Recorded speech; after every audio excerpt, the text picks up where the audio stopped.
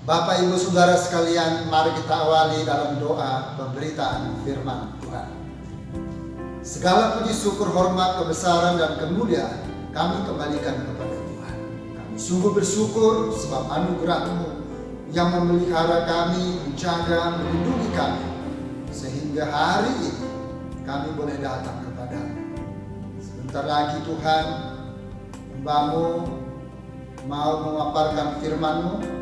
Allah Roh Kudus hadir, Engkau memberikan hamba-Mu kekuatan, kesehatan, Engkau yang menopang, Engkau yang menyertai lidah mulut hamba-Mu, dan Roh Kudus juga yang mengurapi firman yang hamba-Mu sampaikan. Dan Roh Kudus mengkaruniakan hamba-Mu hikmat, marifat, sehingga ketika hamba-Mu berkata-kata, firman-Mu yang hamba-Mu sampaikan, sehingga menguatkan, menghiburkan, menolong, bahkan memperbaiki perilaku dari setiap kami yang percaya kepada-Mu. Terima kasih Tuhan Yesus. Demikian ampuni kami Tuhan. Mohon Engkau menguduskan segenap tubuh jiwa roh kami, supaya kami dilayakkan oleh Tuhan. Dan kami sungguh bersyukur memiliki Allah yang setia seperti Engkau. Kami percaya bahwa firman yang Hamba-Mu taburkan dapat mengubahkan dan memberkati setiap kami. Dalam nama Tuhan Yesus Kristus, Hamba siap memaparkan firman Tuhan. Haleluya, amin. Haleluya, haleluya. Shalom Bapak Ibu Saudara sekalian. Apa kabar hari ini? Doa dan harapan saya tetap kabar baik, luar biasa baik, tetap sehat, tetap semangat, tetap survive. Sebab anugerah Tuhan limpah atas kita semuanya. Senang sekali hari ini Tuhan boleh izinkan kita kembali beribadah kepada Tuhan, dan kita memberikan perhatian sepenuhnya kepada firman Tuhan. Pastikan setiap kita beroleh berkat dari pemberitaan firman Tuhan. Saudara-saudara yang dikasihi oleh Tuhan, satu hal yang menjadi sifat manusia adalah sering menunda. Dalam banyak hal, dalam melakukan aktivitas, manusia suka menunda, ulur waktu, menunda untuk dapat segera melakukannya. Misalnya seperti ketika sedang studi, maka kemudian pekerjaan rumah seringkali ditunda dengan satu alasan, nanti masih ada waktu, besok masih ada kesempatan, 3 hari ke depan masih memungkinkan, karena belum tiba deadline atau batas pengumpulan. Kenapa kita katakan bahwa menunda adalah sesuatu yang sering dilakukan oleh banyak orang. Tetapi bagaimana ketika Tuhan Yesus mengajar kepada murid-murid agar supaya mereka tidak menunda-nunda? Memang pada faktanya setiap orang-orang yang dipanggil oleh Yesus, yang ditugasi oleh Yesus untuk mengikut Yesus, melayani bersama Tuhan Yesus, menjadi partner kerja dari Tuhan Yesus, maka tidak ada kata untuk menunda-nunda. Hari ini kita belajar bagaimana satu teks firman Tuhan dari 2 Timotius pasal 4 ayat 1 sampai ayat 5. Sekali lagi 2 Timotius pasal 4 ayat 1 sampai ayat 5. Demikian pemberitaan firman Tuhan. Di hadapan Allah dan Kristus Yesus yang akan menghakimi orang yang hidup dan yang mati, aku berpesan dengan sungguh-sungguh kepadamu demi penyataannya dan demi kerajaannya.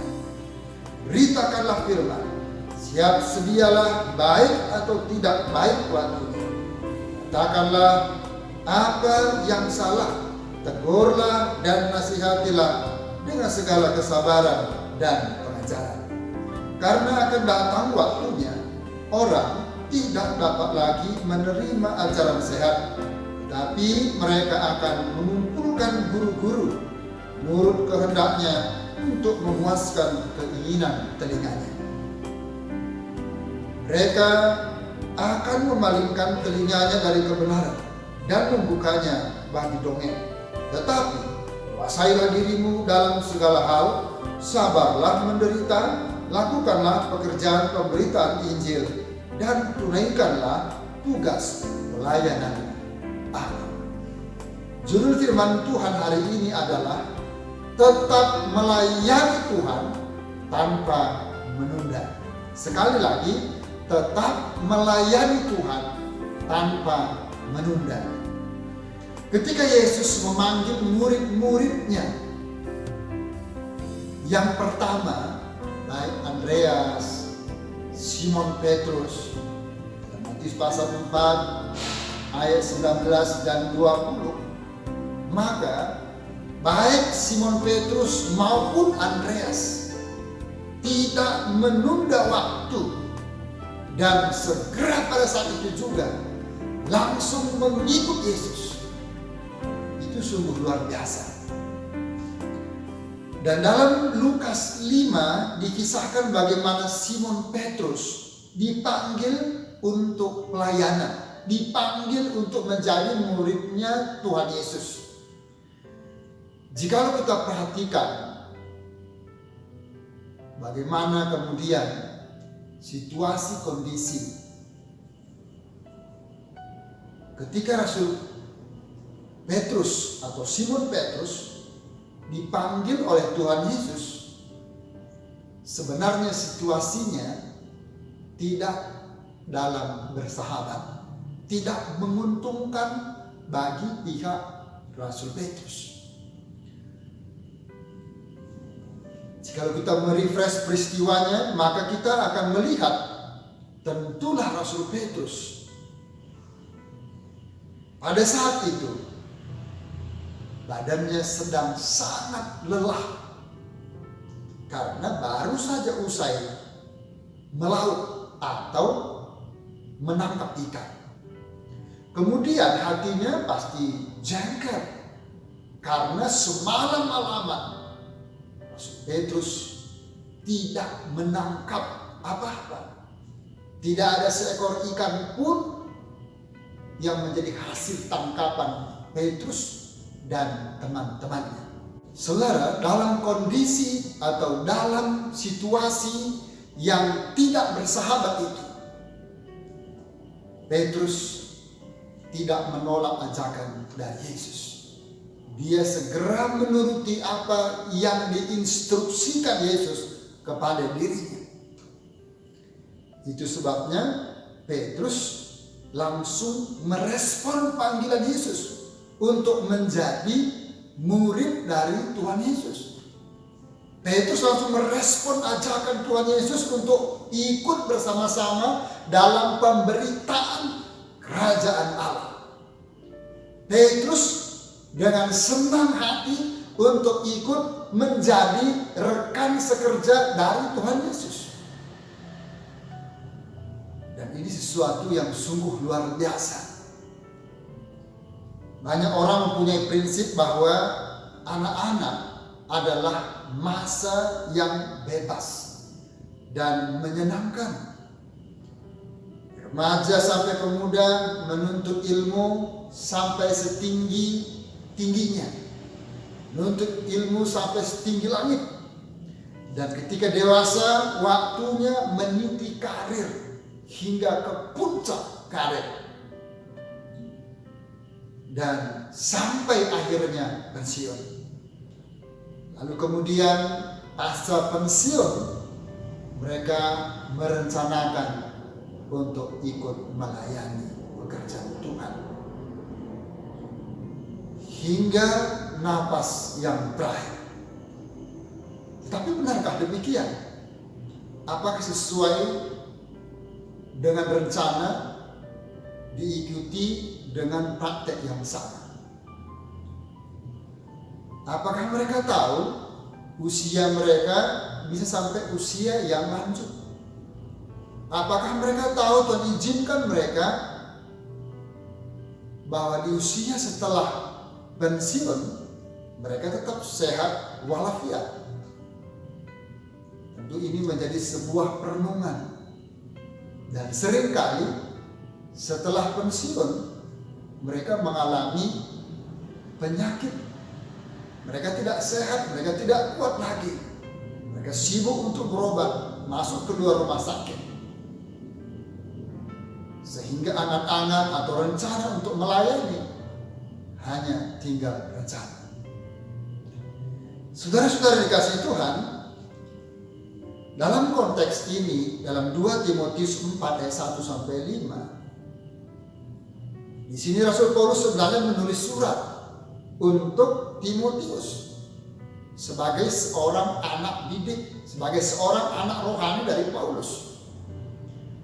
Dan sebagai seorang anak muda yang diperkirakan usia 15, 16, atau 17 tahun.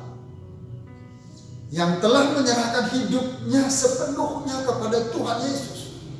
Dari sejak mudanya dia sudah mengambil suatu komitmen untuk menghambakan dirinya kepada Allah dengan full time. Ini sesuatu yang sangat menarik. Ini sesuatu yang sangat menakjubkan.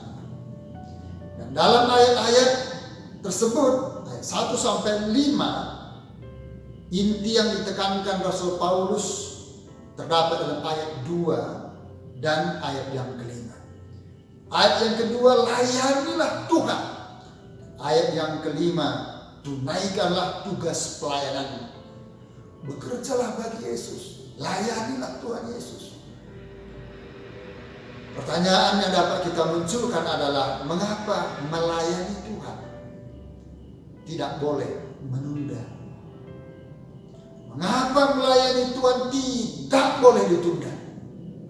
Yang pertama adalah karena Tuhan Yesus adalah hakim. Ayat yang pertama.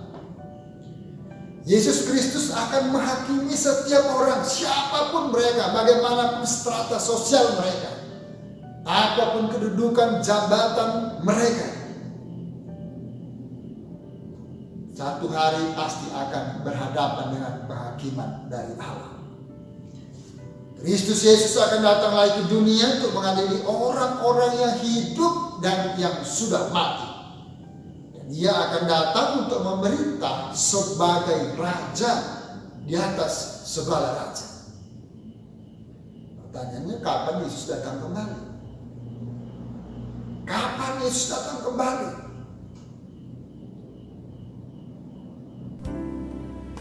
Ratusan tahun yang lalu sudah ditanyakan. Bahkan setelah Yesus naik ke surga, lalu kemudian murid-muridnya juga menanyakan, kapan Yesus akan kembali? Jawaban yang sama dari dulu sampai sekarang adalah tetap sama. Tidak seorang pun anak manusia yang tahu.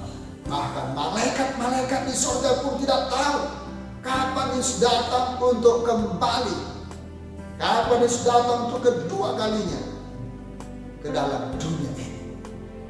Tidak ada seorang pun yang tahu. Hanya Bapa di surga yang tahu. Kedatangan Yesus yang pertama penuh dengan anugerah, penuh dengan kemurahan Tuhan. Dia memanggil semua orang untuk percaya, untuk bertobat, untuk menerima karunia keselamatan dari Tuhan Yesus.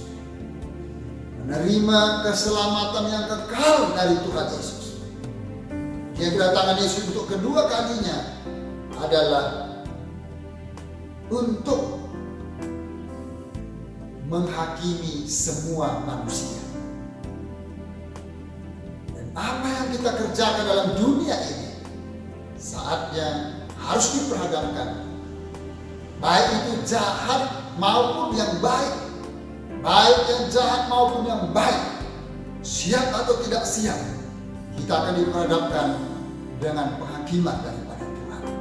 Maka dari itu, berkaitan tentang kedatangan Tuhan Yesus sebagai hakim untuk menghakimi semua perbuatan manusia, baik yang masih hidup maupun yang sudah mati. Maka makna yang dapat kita ambil dari dalamnya adalah jangan pernah menunda-nunda. Jangan pernah untuk menunda untuk melakukan sesuatu yang terbaik bagi Tuhan. Jangan pernah menunda untuk mengerjakan sesuai dengan kapasitas kita masing-masing, sesuai karunia, sesuai dengan talenta, sesuai dengan tanggung jawab, sesuai dengan kemampuan kita masing-masing. Kita dapat melakukannya dengan segera tanpa menunda-nunda, sebab Tuhan tidak senang dengan orang yang menunda-nunda. Saudara yang dikasihi oleh Tuhan, maka kemudian pastikan kita semua dapat menata kehidupan kita, terlebih manusia rohani kita. Menata kehidupan kita, bagaimana relasi kita dengan Tuhan, hubungan kita dengan Tuhan, supaya lebih ditingkatkan. Bagaimana kualitas kehidupan kita hari ini, agar supaya kita bisa bercermin dan mengevaluasinya. Apakah memang sudah seperti yang Tuhan perkenankan? Tentu ini menjadi sesuatu pekerjaan besar bagi setiap pribadi kita, suatu perenungan yang sangat mendalam bagi setiap kita. Sebab bagaimanapun juga akan tiba waktunya Tuhan akan berdiri menjadi hakim bagi setiap insan manusia. Pertanyaannya, mari, apakah Anda sudah siap untuk kemudian dihakimi? Saudara, kita tidak tahu kapan kemudian kita dijemput oleh Tuhan. Kapan kemudian Tuhan kemudian berkata, kontrak Anda sudah selesai dalam dunia ini. Maka kemudian jika kontrak kita sudah selesai dalam dunia ini, kita akan pasti mempertanggungjawabkan semua perbuatan kita selama kita hidup dalam dunia ini. Untuk itu saudara, sementara kesempatan masih ada, maka Tuhan seolah-olah berkata, aku berikan kesempatan untuk kamu, untuk Anda, untuk kita semua dapat memperbaiki diri kita, untuk meningkatkan kualitas kehidupan kita masing-masing, sehingga kita siap sedia untuk menghadap penghakiman Tuhan. Jangan tunda waktunya. Haleluya, puji Tuhan. Kemudian berikutnya, mengapa melayani Tuhan tidak boleh ditunda? Ayat yang ketiga, karena akan datang waktunya, tidak ada kesempatan lagi untuk melayani Dia. Karena akan datang waktunya, waktunya Tuhan, bukan waktunya kita. Bahwa tidak ada seorang pun lagi dapat untuk melayani Tuhan sesuai dengan kapasitas, sesuai karunia, sesuai talenta, sesuai dengan kemampuan dan tanggung jawab kita masing-masing. Dalam konteks ini, tidak ada lagi kesempatan untuk memberitakan Injil karena adanya guru-guru yang memberitakan sesuai dengan kehendak pendengarnya, bukan sesuai dengan kehendak Tuhan. Guru-guru pemberita Injil di sini memberitakan firman Tuhan agar supaya mendapatkan di dalam hati mereka itu cocok, itu pas, bukan untuk menjadikan firman Tuhan sebagai cermin dalam setiap perbuatan mereka. Jadi saudara-saudara, konteks waktu itu adalah betapa sulitnya melakukan pemberitaan Injil karena ada ajaran-ajaran yang menyimpang, ajaran-ajaran yang tidak murni lagi, ajaran-ajaran palsu, sesuai dengan kehendaknya dan untuk memenuhi keinginan telinga dari si pendengarnya. Mereka memanggil pengajar firman yang tidak berani untuk mengusik kehidupan mereka. Mereka memanggil pengajar-pengajar firman yang bisa membuat mereka nyaman, walaupun dalam tanda petik kehidupan duniawi mereka tetap berjalan. Mereka memanggil pengajar-pengajar firman yang benar-benar tidak berani untuk mengusik perilaku-perilaku mereka yang kontras dengan firman Tuhan. Maka kemudian mereka memilah-milah firman apa yang disampaikan, supaya para pendengar tidak menolak apa yang mereka sampaikan, tetapi mereka merasakan nyaman, mereka merasakan happy, dan akhirnya mereka memanggil lagi orang yang bersangkutan. Tetapi kemudian pemberita firman yang murni mereka kemudian abaikan. Karena pemberitaan firman yang murni pasti mengoreksi mereka. Berita firman yang murni pasti menemplak perilaku-perilaku buruk mereka yang kontras dengan firman Tuhan. Mereka tidak senang, mereka tidak lagi menjadi nyaman. Mereka mengalami sesuatu yang benar-benar mengusik perilaku mereka. Mereka kemudian mengabaikan pengajar-pengajar murni demikian. Itu sebabnya saudara-saudara, mereka kemudian tidak lagi suka, tidak lagi senang, tidak lagi mau untuk mendengarkan pengajaran firman Tuhan yang benar. Nah, saudara-saudara, jika kita merefresh kembali ke belakang, maka kemudian kita perhatikan kekristenan di tahun 1965 lalu di negara kita, di Indonesia, terjadi satu regulasi, satu peristiwa yang sangat menegangkan dan menjadi sejarah yang sulit untuk dilupakan, yakni peristiwa G30 SPKI. Saudara, kekristenan di tahun itu secara umum belum siap untuk menjadi alat Tuhan, belum siap untuk menjadi saksi Tuhan, belum siap untuk melayani secara maksimal. Padahal jiwa-jiwa dalam tuayan, dalam skala yang besar, mereka kemudian menyerahkan diri, datang berbondong-bondong ke gereja. Mereka kemudian kewalahan karena begitu banyak jiwa-jiwa yang datang menyerahkan dirinya kepada Tuhan. Tetapi pelayan-pelayan sangatlah minim. Pertanyaannya, kenapa terjadi demikian? Karena kebanyakan umat Tuhan tidak siap untuk memberikan dirinya kepada Tuhan.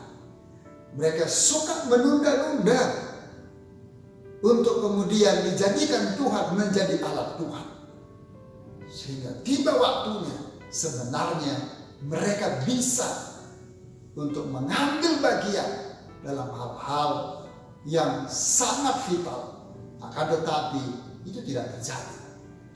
Saudara, peristiwa puluhan tahun yang lalu akan terulang lagi kepada hari-hari ini.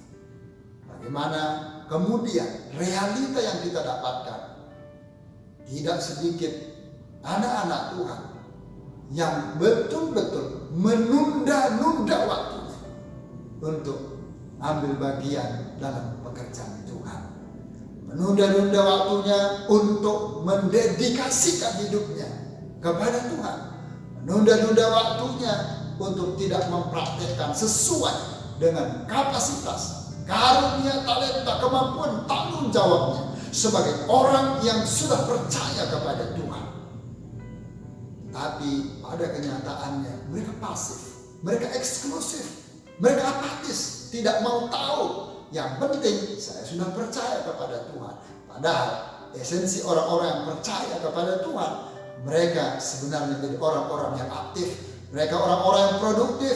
Mereka adalah orang-orang yang berdampak, menjadi berkat bagi sesama dan bagi Tuhan. Bukankah itu yang Tuhan perkenankan? Itulah sebabnya, maka dalam melayani Tuhan, tetap melayani Tuhan tanpa menunda-nunda. Saudara-saudara yang dikasihi oleh Tuhan, mengingat kematian merupakan sesuatu yang misteri. Maka menjadi pelajaran bagi setiap kita supaya jangan pernah menunda waktu, jangan pernah menunda kesempatan. Selagi Tuhan perkenankan, selagi Tuhan masih mengizinkan kesempatan, dengan umur yang panjang, dengan kesehatan yang tetap terjaga, dengan potensi kemampuan yang Tuhan anugerahkan kepada kita, mari kobarkan semangat kita, kobarkan spirit kita.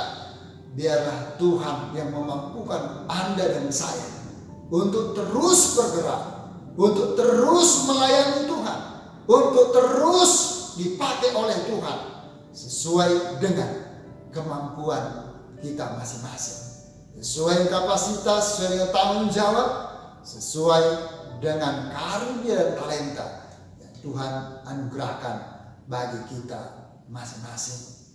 Saudara-saudara yang dikasihi oleh Tuhan, sudahkah Anda dan saya tetap melayani Tuhan tanpa menunda-nunda? Tuhan Yesus kiranya menolong kita semuanya. Tuhan Yesus memberkati. Mari kita berdoa bersama-sama. Bapa Surgawi, dalam nama Tuhan Yesus, kami sungguh bersyukur buat firman Tuhan. Sudah kami baca, dengarkan, renungkan bersama-sama. Allah Roh Kudus yang terus berbicara, menajamkan firman, meneguhkannya, memeteraikannya. Mampukan kami untuk dapat menangkap pesan firman Tuhan, menerimanya dengan sukacita, merelakan hati kami diubahkan oleh firman Tuhan. Mampukan kami untuk dapat berubah, untuk kami tetap dengan setia hidup bersama dengan Tuhan, dan dimampukan Tuhan tetap melayani Tuhan tanpa menunda, karena kami sadar Tuhan, waktunya Tuhan sudah dekat untuk datang ke dunia ini dalam kapasitas sebagai hakim, menghakimi semua umat manusia, baik yang hidup maupun yang mati. Engkau raja di atas segala raja, berdaulat atas hidup kami. Tuhan, tolong kami semuanya, mampukan kami hidup dan berpadanan sesuai dengan firman Tuhan. Terima kasih Bapa di surga. Allah Roh Kudus sekali lagi memeteraikan firman-Mu, menjadi rema, menjadi berkat bagi kami. Pakai kami semua menjadi pelaku-pelaku firman Tuhan. Sekarang Bapak Ibu Saudara yang terkasih, mari kita menenangkan kedua tangan kita untuk menerima berkat dari Tuhan.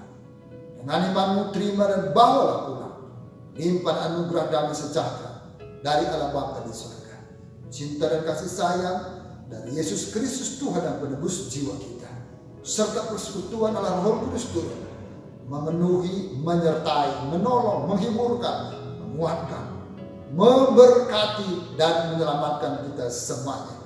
Mulai hari ini, besok, sampai Maranatha, Tuhan Yesus datang untuk kedua kalinya. Dalam nama Tuhan Yesus, kami sudah berdoa. Kami tamatkan ibadah kami dengan penuh pengucapan syukur serta terima berkat Tuhan. Semua percaya katakan, haleluya, amin. Tuhan Yesus memberkati kita. Shalom.